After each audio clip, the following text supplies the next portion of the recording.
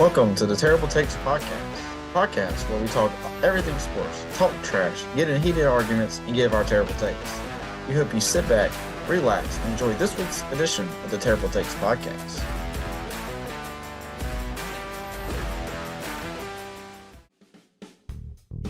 Revival Pizza Trivia Question of the Week. Revival Pizza, price first, crust second, located on 8707 Highway 165 in Stroke, Louisiana. They serve pizza, burgers, and wings and cannot wait to serve you soon. Last week's question was choosing the winner of the national championship between Michigan and Washington, in which the winner was Michigan. So this week's recipient of a free personal pizza is Zach Johnson. Thank you, Zach Johnson, for participating in last week's trivia challenge. This episode question is how many teams are in NFL playoffs? You can answer in three different ways. You can email your answer to our email that is terribletakesportstalk@gmail.com. You can, if you're watching on YouTube, you can comment down below in the comment section, or you can answer on an Instagram post that will go live Monday morning. Once again, the question is, how many teams are in NFL playoffs? So you're wondering why there's only three of us here, me, Lucas, and Stockley. It's because Joe Adam is at Disney World celebrating with us, or not celebrating, just hanging out with his family and his girlfriend, and maybe his girlfriend's family. I don't know which one, but that's why you only see me, Lucas, and Jacob here. So let's get into it. Okay, boys, we are going to now do a little fun draft based off, this past season. So we're each going to get 5 picks. We're going to pick a quarterback, running back, 2 wide receivers, and a tight end. And how this will work is we're going to do a snake draft. Stockley will go first. Holden will go second. I will then go third and fourth, and then back to Holden. Stockley, you kind of get the gist of it. Okay. I'm gonna have the best team. Yeah. And so after we do this, no, just this season. This season. Yeah. And so, or like players who play now, you know what I'm saying? And so, viewers, we want you to vote at the end of this. Who won? Who do you think won? Comment down below. And so, we're going to start first with Stockley. You get to go first. With my first pick, I'm going to take a running back. Everybody needs a good running back. I'm going to take the future MVP, Christian McCaffrey. Stockley with CMC. I'm not surprised. I'm up, right? Yep. With the second pick, I'm also going to take a running back. I'm going to take Jonathan Taylor. Jonathan Taylor. I'm a little surprised by that one. I'll be honest with you. Okay, so for me, I think immediately I can wait for running back now. I can pick that later. I'm definitely going wide receiver. Maybe the offensive player of the year, Tyreek Hill. At my receiver. You know what? I'm going to go ahead and do it. I'm going to go ahead and take my second receiver. Go and get both of these off the board. Someone who's had a phenomenal season. You may be surprised. I'm going to take CD Lamb. Dang it. Take CD Lamb. So my receivers are covered. I got 2 great receivers, 2 speed guys, and then CD, even with a little bit of height, can go up and catch a ball for me. Back to you, Holden. I'm gonna go Justin Jefferson. Still had 1,000 yards receiving, even though he was out for a lot of the year. It's a good pick. And without a starting quarterback as well. It's a good pick. Stockley, you're up. I'm going to go wide receiver. I'm going to go ahead and pick up A.J. Brown. There you go. I'm going to pick up A.J. Brown. It was between A.J. and CD for me. Yep, I had CD. And then I'm going to go with my wide receiver too. And I'm going to go with Jamar Chase. There it is. Back to you, Holden. I think I'm going to go. So everyone still has 2 wide receivers, so I'm chill. I can pick that whenever. I think I'm going to be the first one with the quarterback. And I'm going to go. I think I'm going to go. I went blank on his name. Burrow? No. Josh Allen? No. Ravens Jalen Hurts, quarterback. Lamar. Oh, Lamar. Yeah, Lamar Jackson. You know what? I don't know why I went like this. You can have Lamar Jackson. That's actually not a bad pick. Him with Jonathan Taylor in the backfield could be nasty. So I get two picks now. I will gladly take Patrick Mahomes Dang off the it! board. No. I will gladly take Patrick Mahomes, pair him back up Okay. with Tyreek Hill. Hey, and you know what? This is going to be a surprise pick, I think, because I'm going to take my tight end. I'm going to say running back for last because y'all got a running back. Even though I would say he may not be statistically the best, I think he will pair well with this team with Mahomes. I'm actually going to take George Kittle. I need her to that. I'm going to take George Kittle at tight end. Back to you, Holden. Okay. I tight end.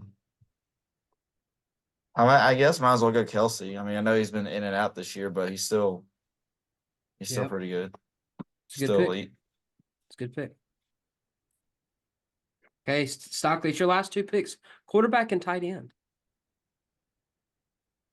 Okay.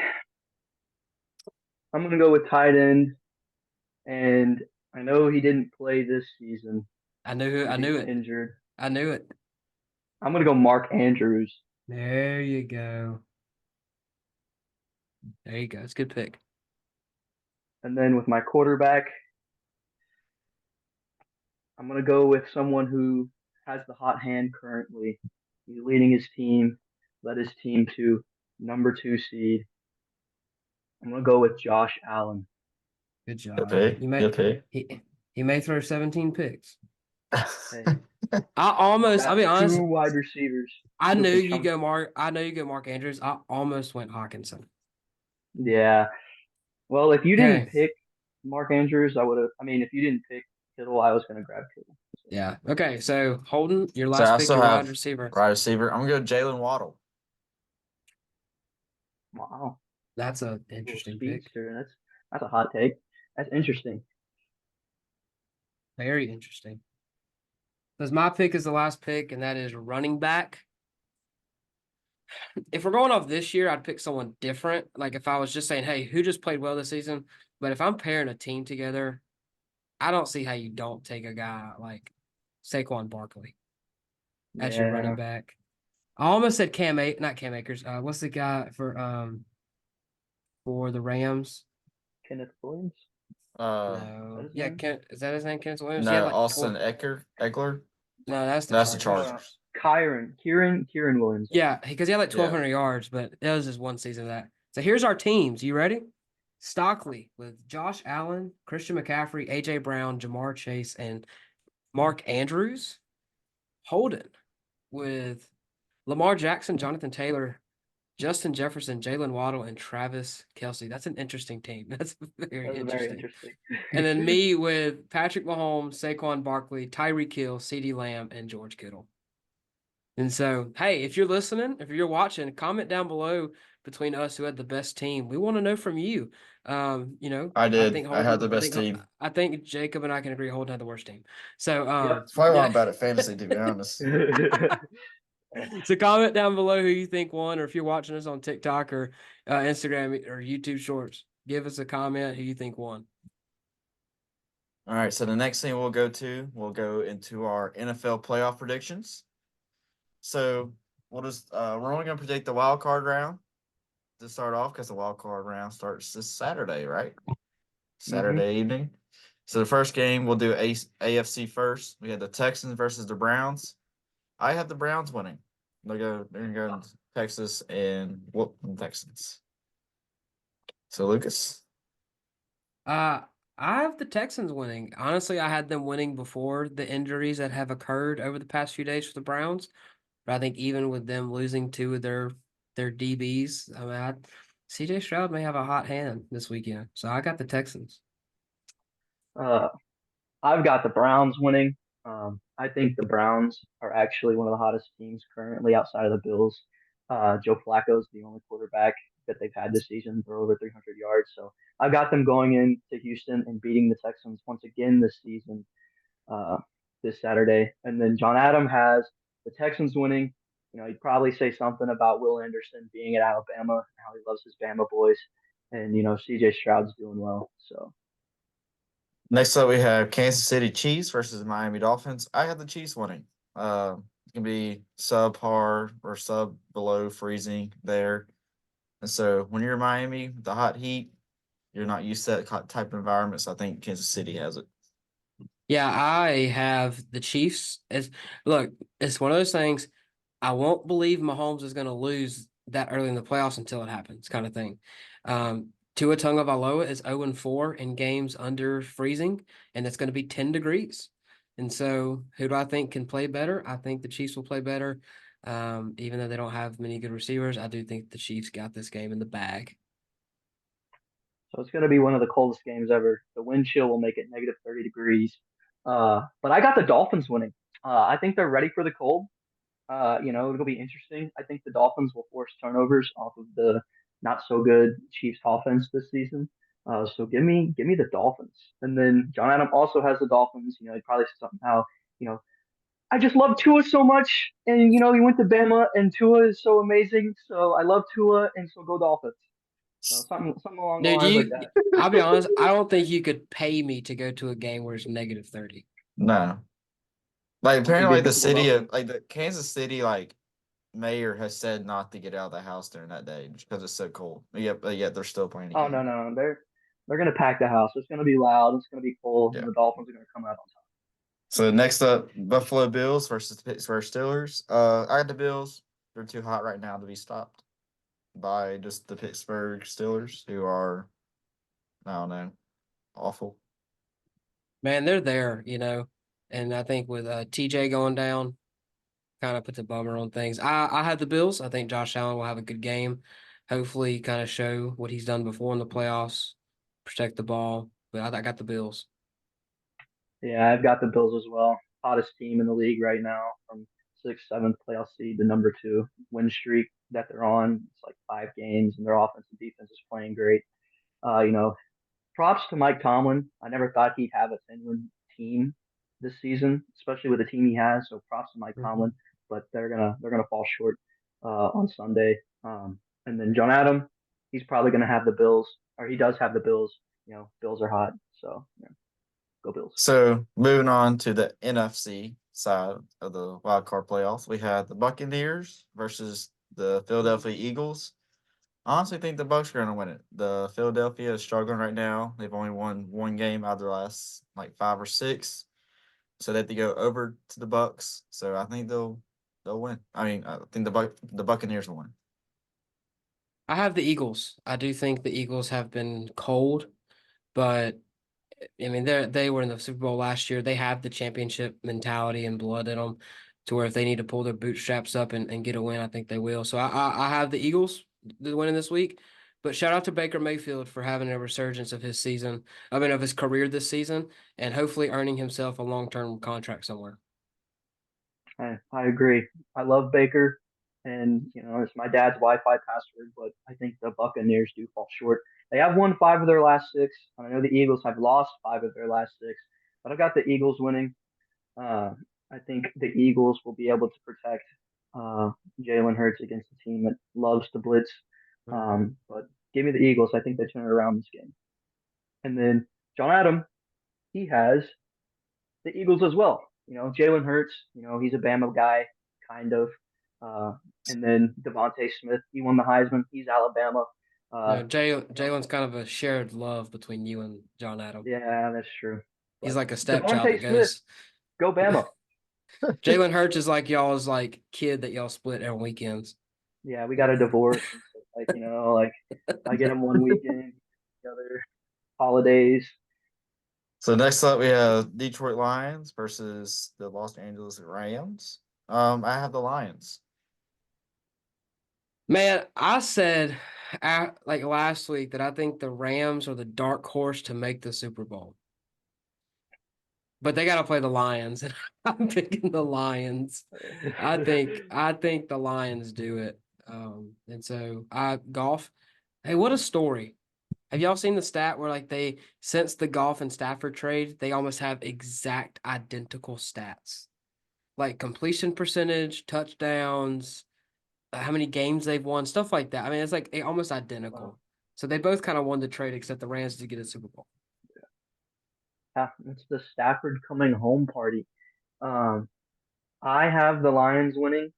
Say the only issue for the Lions is the passing defense. They're giving up roughly 350 per game in their last 4 games. And we know the Rams love to pass the ball. Stafford's a passing quarterback.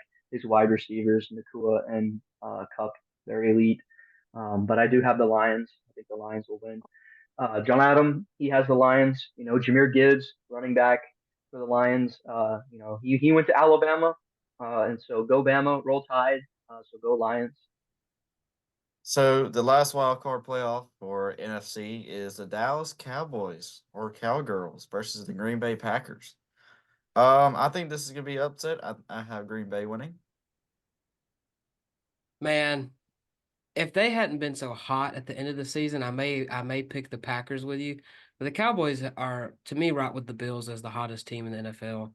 I mean, the Cowboys have been playing really good football, and so I have the Cowboys beating the Packers. I think they'll do it pretty handily with that defense against Jordan Love and the young offense.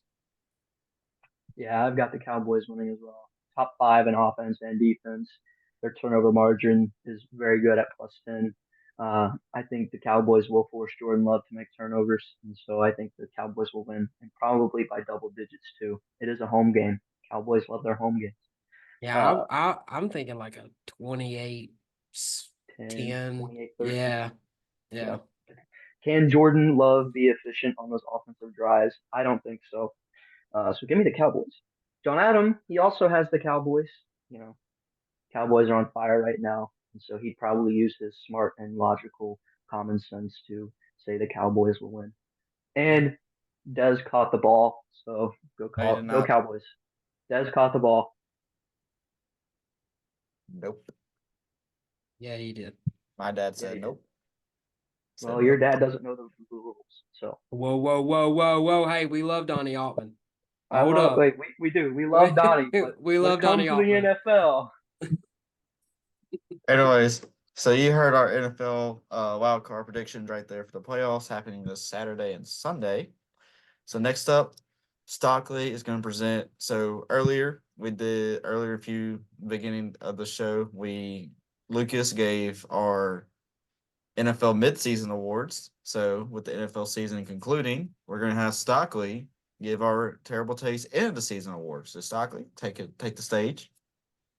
yes. So I'm gonna start off with the new guns, the newbies of the NFL. For the defensive rookie of the year, we all agreed on Jalen Carter. He has 6 sacks on the season, 20 solo tackles, 8 tackles for losses, 2 forced fumbles, and one of them was recovered and for a touchdown. For offensive rookie of the year, we have Puka Nakua. 1,486 receiving yards, 6 receiving touchdowns. Most receptions by a rookie at 105 broke Jalen Waddle's record 2 years ago. Most receiving yards broke a 63-year record. Most yards and receptions for the first 4 games of his NFL career. So we got Puka Nakua. For defensive player of the year, uh, we had Miles Garrett. 14 sacks, 33 solo, 17 tackles for a loss, 3 pass deflections, and 4 forced fumbles. And I think he also has like a field goal block. Um, Very important piece to that Browns elite defense that they have He currently. he's having he is having a remarkable season. Yeah, he's having a great season, and he should be rewarded Defensive Player of the Year because of it. For Offensive Player of the Year, we have Tyreek Hill. What he's doing is off the charts offensively. Receiving yards, insane. Receiving touchdowns, very elite, important piece of this Dolphins offense. You take them out, they struggle greatly. Um, MVP, Christian McCaffrey. Christian McCaffrey, MVP. Uh, Sit down, Lamar QB, Jackson. It's not your time again. it's not a QB award only. Yes, they No. can be like the statement can be made that they're the most valuable position, but most valuable player, the best player, not a QB award, should go to Christian McCaffrey. If you think it should go to Lamar or Dak or Josh or Brock, you're wrong and you don't know ball. For coach of the year, we have D'Amico Ryans. Took over a 2-win team, a 3-win team, sorry, from last year, turned him to a 10-win team and division title Mm-hmm. with the team he played for in the NFL, and it's his first year coaching. So props to D'Amico Ryans. One heck of a year. Coach of the So Texans, by the way, if you don't know that. yes, coach of the Houston Texans. And remember, Stephen A. Smith last season said that when the Texans fired Lovie Smith, it was one of the worst coaching decisions ever in the history of the NFL. And then now they're in the playoffs. Yeah, So that's how Stephen A. Smith takes work. They're either okay or they're either awful and terrible. I mean, his takes for his own NFL team for the Steelers were awful. yeah. And look where they're Hey, at now in the playoffs. Hey, and CMC, I think it has to be CMC. I mean, he has over 2,000 all-purpose yards. Best Has season he's ever had. It's his best season 20, he's ever had. 20, 25 touchdowns. Outside of the rushing stat, like the rushing stats aren't like remarkable compared to some years past, but you add Well, in the no, receiving yards. his But rushing is also the best he's ever had.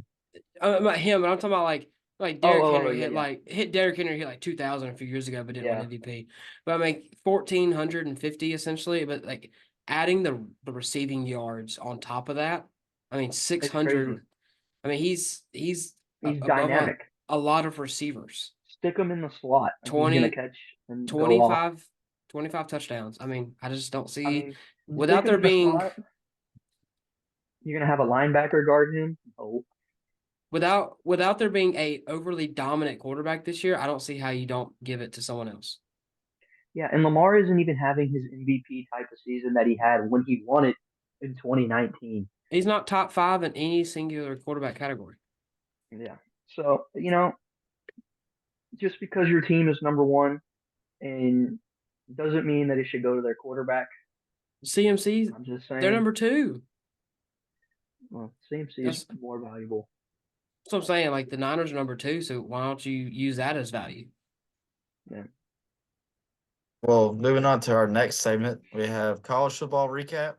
So basically, this is our last episode talking about college football as the season is now over after the national championship game, with Michigan Wolverines taking the dub.